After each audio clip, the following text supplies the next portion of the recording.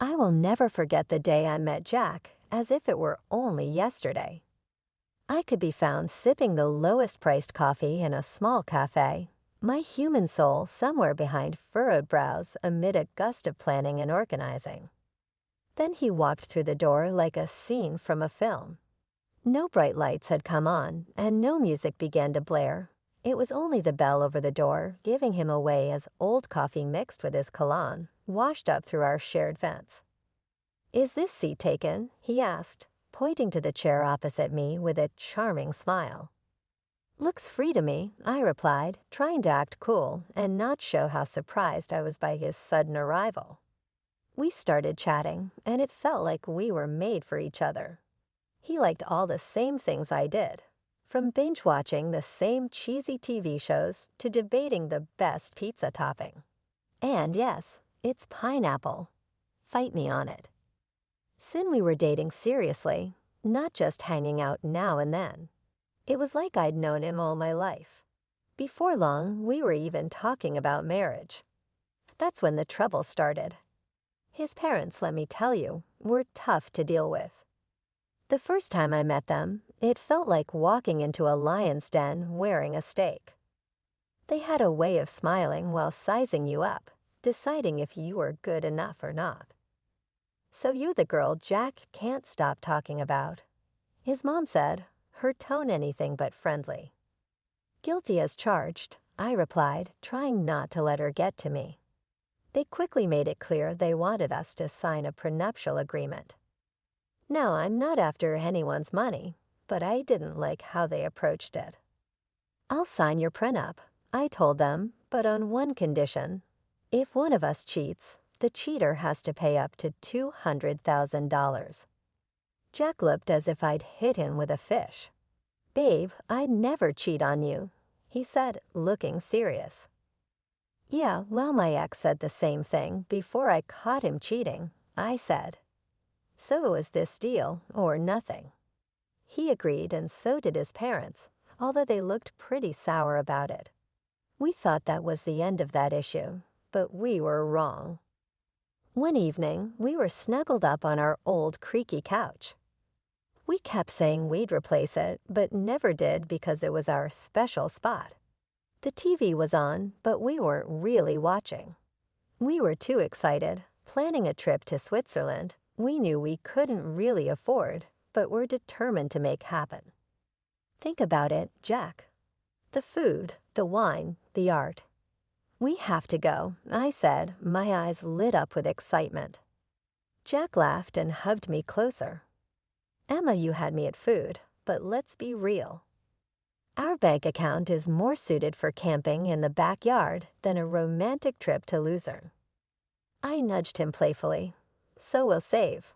We'll cut back on things we don't need, like your video games." He pretended to be shocked. "Not the video games. Take my shirts, my shoes, even my beloved coffee maker, but leave the games alone." We laughed together. That was typical for us, dreaming big but staying realistic about our simple life. And we were happy. Our joy wasn't just in big adventures, it was in the little things too.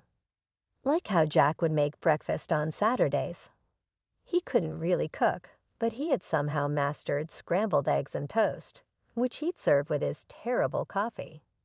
I loved those mornings. "Hey, I'm thinking about scrambled eggs today. What do you think?" He'd ask, already heading to the kitchen. "Only if you promise not to burn the toast this time," I'd shout back, adding, "and I'm making the coffee." One day, while we were washing dishes together, a simple task that felt special because we did it together, Jack brought up a topic we had been avoiding. "Emma, we need to talk about, starting a family," he said, breaking the comfortable silence. I paused, holding a plate. "I know, it's just scary, isn't it? What if we can't?" Jack turned to me, drying his hands on a towel. "Then we'll handle it together. But we won't know until we try, right? How hard can it be?" I laughed, feeling a mix of nerves and love. Famous last words, babe. But that's how we were. No matter what came our way, we faced it together. Even when his mom started hinting about wanting grandchildren every chance she got, we managed. Emma, darling, when are you going to give me some grandbabies? You're not getting any younger, you know, she'd say. Her tone was sweet, but her words were sharp. I just bite my tongue, smile, and say, "We're working on it, aren't we, Jack?" And he'd jump in. "Yeah, Mom, give it a rest, will you? These things take time." But as the year went on, the pressure increased. It wasn't just from his mom, but from within us too. We wanted a family, but it wasn't happening as easily as we hoped. Since Sophia found her new hobby of making my life difficult, our home felt like a battleground, her sharp words the main weapon. It all came to a head one Sunday lunch, a day meant to be relaxed and peaceful. Sophia, with her usual timing, dropped by uninvited just as we were about to sit down. The air tensed the moment she walked in, her eyes scanning the room as if she was about to conduct a military inspection. "Well, isn't this quaint?" she started, her voice dripping with sarcasm as she looked at the simple meal I prepared. "You really outdid yourself, Emma. I can see you've been busy in the kitchen all morning." Her eyes met mine briefly, a smirk on her lips. Trying to keep the peace, I forced a smile. "It's nothing fancy, Sophia, just something simple and quick. Please have a seat." As we sat down, she began her usual tirade. "You know, Emma," Sophia said, her voice loaded with condescension. "I was talking to Mrs. Charlotte the other day, and she mentioned how her grandson was just born. It got me thinking, when are you and Jack going to give me some good news? You're not getting any younger." I felt my cheeks burn with a mix of embarrassment and anger. I glanced at Jack, hoping for some support, but he seemed suddenly very interested in his plate. "Mom, come on," Jack finally muttered, but it was half-hearted, and we all knew it. Sophia continued, relentless. "I don't mean to be harsh, but you're not a charity. You work hard for your money. Why waste it on Emma if she can't do her basic duties as a wife? Hiring a cleaning service and a cook would be much more efficient, don't you think?" That's when I couldn't hold back any longer. "Sophia, I am trying my best here. It's not like I don't want to have kids. And as for the house and my cooking, I didn't realize marriage was a service contract." Sophia scoffed. "Well, it's not a free ride either. You have responsibilities, Emma, which you're clearly not fulfilling." The room was thick with tension, and I could feel tears starting to form. But what hurt the most wasn't Sophia's words, it was Jack's silence. He finally spoke up, but it wasn't to defend me. "Yeah, Mom has a point. Maybe we should consider getting some help around here. It would make things easier for you too." His words felt like a betrayal. It was clear I was on my own. Over the next few days, Sophia's visits became more frequent, and with each visit, her criticism got sharper. She'd inspect the house, pointing out every speck of dust or a pillow out of place. "You call this clean?" she'd scoff. My eyes must be deceiving me because this looks like a pigsty. Then came the comments about my appearance. "Is that what you're wearing? You know a wife should dress to please her husband. It's no wonder Jack is always so tired. He has to come home to this." I tried to fight back. "Sophia, I don't dress for Jack. I dress for myself, and he's tired because he works hard, not because of what I wear." But it was like talking to a brick wall. Sophia had made up her mind about me, and nothing I said or did would change it. Jack's lack of support was the biggest blow. Each night after his mom left, we'd argue. "Why won't you stand up for me, Jack? She's walking all over us, and you're just letting her. Emma, she's old and set in her ways. What do you want me to do? Kick my own mom out?" "No, but I want you to be my husband, to stand by me, not her." It was clear this was about more than just Sophia's disapproval. It was about us, our marriage, and whether we were strong enough to stand together or let Sophia's criticisms tear us apart. As the days turned into weeks, I realized this wasn't just a temporary issue. It was a full-on attack, and if we didn't act soon, there might not be anything left to save. Things between me and Jack had been cold since Sophia had intensified her criticisms. But it wasn't just our home life that was under pressure. Jack himself had started acting strange, and it wasn't just because he was stressed at work. It was something more, something that made my stomach turn. It began with phone calls. Jack used to be open about his phone. We didn't keep secrets from each other. But then he started leaving the room. Whenever he got a call, and it was always the same caller ID, Paul Work. One evening, I tried to sound casual and asked, "Who's Paul Work?" Jack flinched, a clear sign he was nervous. "Oh, just a new guy at the office." "Asked a lot of questions," he said, but there was more. Jack, who was never into fashion, suddenly started caring about how he looked. The graphic tees and old jeans were gone, replaced by crisp shirts, slacks, and even cologne. "Since when did you start caring about smelling like a department store?" I joked one morning as I watched him comb his hair in a new style. He just smirked too quickly. Just felt like changing things up. No harm in that, right? And then there were the late nights at work, which became more frequent. "Another long one, babe." I texted, try not to sound needy. "Sorry, this project is killing me." "Won't be late, I promise," he texted back. But it would be well past midnight before I'd hear his keys in the door. I couldn't shake the feeling that something was wrong. It followed me like a shadow. That's when I decided to hire a private detective. It felt like something from a cheesy TV show, but I had to know for sure. The evidence came in a plain brown envelope. As heartbreaking as it was conclusive. Photos of Jack with another woman, their closeness unmistakable. Caught in moments that shattered our years together. But it was the recording that hurt the most. Their conversations, filled with affection and plans, made it clear they were in love, or at least he was with her.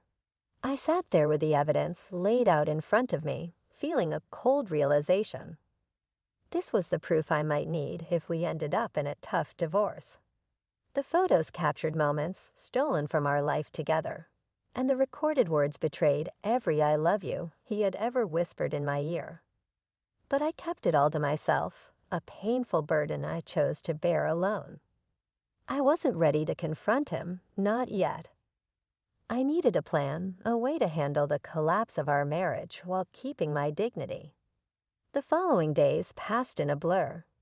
Jack kept up his act, and I played the role of the perfect wife, smiling on the outside while breaking inside.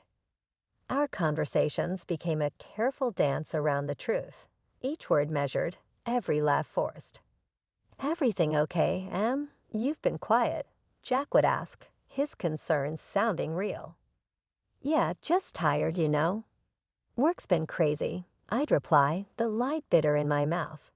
It was just another ordinary day, or so I thought, until I overheard a conversation that changed everything.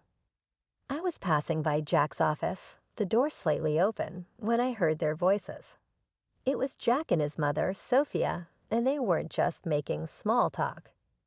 Their tone was serious, full of intent. "I'm telling you, Mom, I can't do this anymore. It's not just about the kids. I've lost all feelings for Emma. It feels like we're roommates, not husband and wife," Jack said, his voice strained and tired. Sophia's response was sharp. "Of course you feel that way. She hasn't given you a child. And what else has she really brought to this marriage? But let's not rush things. My 65th birthday is coming up, and we wouldn't want to miss out on a generous gift from her, would we?" The cynicism in her voice was like a knife twisting in my gut. They were using me, planning to keep me around just long enough to benefit from a generous birthday gift before casting me aside. Exactly, dear. Just bide your time a little longer, Sophia confirmed, her voice dripping with malice. I stood there, frozen, feeling both shocked and angry. They were planning to push me out of the family as easily as making a grocery list. The pain was deep, but it ignited a fierce desire for revenge within me. They thought they could use me and toss me aside when convenient. I was determined to show them that I wasn't just a pawn in their twisted game. A few days later, during a family dinner that felt more like an act than a meal, Sophia brought up her upcoming birthday with a smile I had grown to hate. She leaned in and asked, "So, Emma dear, what are you planning for my birthday? Something special, I hope." I looked at her calmly and said, "Actually, Sophia, I was thinking of hosting a dinner at the city's most luxurious restaurant. A night you won't forget." Her eyes lit up with greed, and she shared a quick, satisfied glance with Jack. They thought they had cornered me, but they didn't know I was already 2 steps ahead. "Oh, Emma, that sounds delightful. Just close family, you know. Keep it intimate," Sophia said, her voice dripping with fake sweetness. "Of course, Sophia." "It'll be our pleasure," I replied, the words tasting bitter in my mouth. The weeks leading up to Sophia's 65th birthday felt like a slow march to a big showdown. Every smirk from her and every indifferent shrug from Jack strengthened my determination. My plan was simple yet bold: host a lavish dinner as a supposed loving gesture, then drop a huge surprise. Like all good plans, the details were crucial. The night before the party, tension filled our home. Jack, unaware of the brewing storm, lounged casually on the couch, scrolling through his phone. "Everything set for tomorrow?" he asked, not looking up. "You could say that," I replied, my voice hiding the chaos inside. The day arrived, and as guests filled the lavish dining room we had reserved for Sophia's celebration, the air was thick with anticipation. My heart raced, not from nerves, but from the thrill of what was about to happen. Sophia, reveling in the attention, basked in the luxury of her surroundings. "Oh, Emma, you've outdone yourself. This place is exquisite," she exclaimed loudly enough for nearby tables to hear. As we all settled in, the meal went on with the strange cheer typical of such family events. Laughs were shared, stories exchanged. Then, as the dessert plates were cleared, the waiter approached with the final act of the evening, the bill. He leaned in discreetly and informed us the dinner cost was $66,000. I handed over my credit card, unnoticed by most. Then Jack, with a forced smirk, decided to announce his decision. "Emma, I think it's time everyone knew. I'm tired of this of us. I want a divorce." His words hung in the air like a toxic cloud, silencing the room. Before I could fully grasp what he said, Sophia, sharp and unforgiving, chimed in. "Well then, since that's out in the open, I think it's best you leave, Emma. We're celebrating family tonight, and well, you're no longer part of it." The room fell silent, every eye on me, waiting to see my reaction. But I didn't crumble. With a calm I didn't feel, I stood up, nodded, and walked out without a word. The cool night air felt like a slap as I walked home, the finality of everything hitting me in waves. By the time I reached our old apartment, I had a plan. I packed my essentials, my numbness turning into cold resolve. This was it, the end of one life and the start of another. As I zipped up my last suitcase, my phone began to buzz incessantly. Initially, I ignored it, but curiosity won out. Sophia's voice shrieked from the other end. "Emma, the payment didn't go through. You need to fix this now." The irony was sweet. In my preparations, I had blocked the shared account, knowing it would be the first thing Jack would try to use against me. "Oh, Sophia, that's unfortunate." But since I'm no longer part of the family, as you put it, I'm afraid you'll have to sort this out yourself." Her outrage was palpable, even through the phone, but it sounded like music to my ears. The chaos that unfolded was a fitting end to the farce my marriage had become. I heard through the grapevine about the restaurant staff demanding payment, Sophia's escalating tantrums, and eventually the police arriving to calm the situation she caused. In the end, it was Jack and his relatives who had to scrape together the money to settle the bill. A poetic justice for the betrayal and humiliation they had put me through. The morning after dinner felt like waking up after a storm. I had my plan, my resolve, and a set of divorce papers in my hand as I returned to what used to be our shared home for the last time. As soon as I walked through the door, the air was thick with tension, like it could be cut with a knife. Jack and Sophia were there, and they seemed like they had been arguing. Seeing me seemed to unite them in anger. "You've got some nerve showing up here after last night," Jack said, his face a mix of anger and disbelief. Sophia, quick to add her own harsh words, called out, "Ungrateful wretch. You've embarrassed us in front of the whole city. Do you know how humiliating it was to have the police call me down? People were laughing, filming. I met their fury with a calm I didn't feel. Embarrassed. You think that's your biggest problem right now." I tossed the divorce papers on the table, placing the photos of Jack's infidelity on top. "You should be more worried about this." Jack's face went pale as he picked up the photos, with his mother looking over his shoulder. Their anger turned to shock, and then to panic as they realized what I had. "And let's not forget the payout, shall we?" I continued, my voice steady. "You cheat, you pay. $200,000 to be exact." Sophia's face twisted into a snarl. "You wouldn't dare. You can't do this to us." "Oh, but I can. And I will," I replied, my tone cold and final. Realizing the seriousness of the situation, Jack changed his approach. "Please, Emma, let's talk about this. We can fix it." I couldn't help but laugh, bitter and hard. "Fix it? You think you can just undo everything with a few words? No, Jack, it's done." Sophia, ever the manipulator, tried to soften her approach. Her voice full of fake concern, she said, "Emma, darling, think about what you're doing. This will ruin us." "That ship has sailed, Sophia. You should have thought about that before."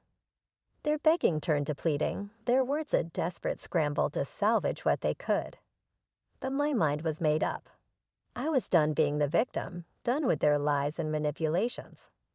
In the end, Jack had no choice but to borrow the money from his parents to pay me. As I left that house for the last time, check in hand, I felt a weight lift off my shoulders. After everything that had happened, I was finally free. I used the money from Jack to make a down payment on a small but cozy place of my own. It's amazing how much peace you can find in a home that's all yours, where every corner feels like a safe haven from the chaos of the past. Life is quieter now, and I prefer it that way. I've got a job that keeps me busy, friendly neighbors who nod and smile, and a little garden that's all mine to take care of. But every now and then, I hear some gossip about Jack and Sophia. Just the other day, I was getting coffee from the local spot where people gather, and I bumped into someone from the old neighborhood. After some small talk, they leaned in, lowered their voice, and said, "Hey, have you heard the latest drama with your ex and his mom?" Their eyes were shining with excitement. I raised an eyebrow, curious yet detached. Can't say that I have. Do tell. They seem to enjoy sharing the news. It seems Sophia isn't too happy with Jack's new girlfriend. Word is, they're fighting like cats and dogs. Makes your situation look like a walk in the park. We moved on from the topic, but as I walked away with my coffee, I felt a deep sense of relief. There was a time when news like this would have upset me, But now it's just another piece of someone else's story. These days, my biggest concerns are whether my tomatoes will ripen before the squirrels get to them, or if I'll ever manage yoga without looking like a newborn deer on ice. Life's simpler, quieter, and so much sweeter on this side of chaos.